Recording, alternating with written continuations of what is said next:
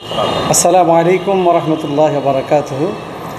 আমি হেদায়েতুল্লাহ হাদি, কেন্দ্রীয় সাংগঠনিক সম্পাদক, বাংলাদেশ খেলাফত মজলিস। হাদি ট্রাভেলসের স্বত্বাধিকারী, হজ এবং উমরা প্রতিষ্ঠানের স্বত্বাধিকারী। আসলে নির্বাচনটা আমরা যা প্রতি বছরই লক্ষ্য করি, যখনই নির্বাচন আসে তখন বিভিন্ন মানুষের বিভিন্ন চিন্তা থাকে। এক্ষেত্রে আমাদের চিন্তাটা একটু ভিন্ন। আসলে আমরা নির্বাচন করতে চাই আল্লাহর জমিন, আল্লাহর দিন প্রতিষ্ঠা করা। এই দেশে, এই সমাজে ইনসাফ ভিত্তিক রাষ্ট্র প্রতিষ্ঠা হোক, এটা আমরা চাই। আসলে সমাজে দুর্নীতি, ঘুষ, অত্যাচার, নির্যাতন, মানুষের হানাহানি, মানুষের প্রতি যে একজনের প্রতি আরেকজনের যে আক্রমণাত্মক বিষয়াদি রয়েছে, যেগুলো থেকে আমরা দূরে থেকে আমরা চাই রহামা উবাইনাহুম, পারস্পরিক একজন আরেকজনের বন্ধু হিসাবে আমরা যারা আছি থাকব। আর যারা অন্যায়, অত্যাচার, নির্যাতনের সাথে জড়িত তাদেরকে আমরা তার থেকে বিরত রাখব এবং তাদেরকে বোঝাবো। তো এই ধরনের চিন্তা চেতনা আমাদের আছে।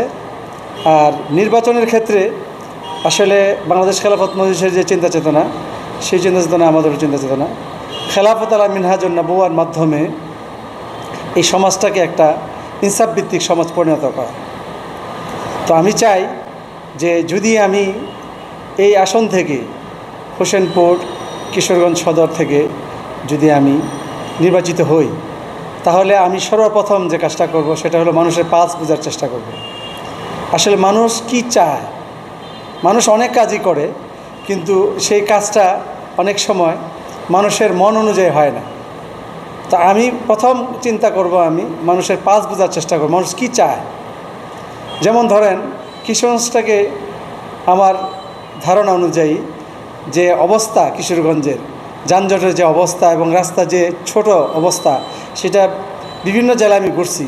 এত চিপা এবং এত কনজাস্টেড জেলা আমার কাছে অন্য কোথাও মনে হয় না।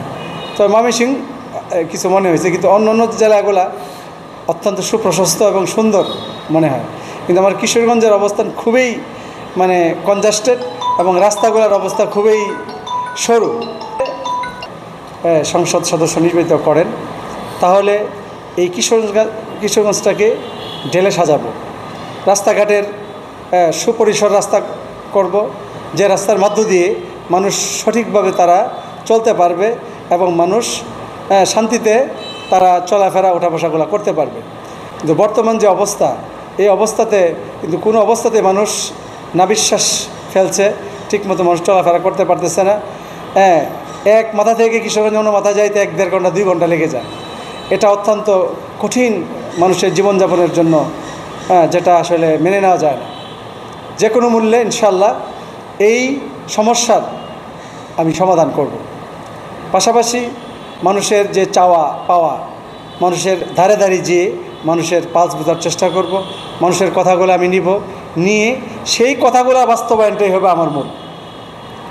আসলে অনেক সমস্যা আছে আমাদের সমাজে, দুর্নীতি, তারপরে মানুষের প্রতি মানুষের অনাচার, অত্যাচার, মানুষকে মানুষ ঘৃণা করা, একজনের প্রতি একজনের অত্যাচার করা, এই ধরনের অনেক কিছু কিন্তু সমাজে আছে। এগুলা যেন মানুষ থেকে বিরত থাকে এবং মানুষ যেন শান্তিতে বসবাস করতে পারে, এটা হবে আমার মূল লক্ষ্য। কোরআন এবং হাদিস অনুযায়ী, কোরআন এবং হাদিস যা বলছে সেই অনুযায়ী আমি আমার সমাজ, রাষ্ট্র, এটাই আমার মূল লক্ষ্য।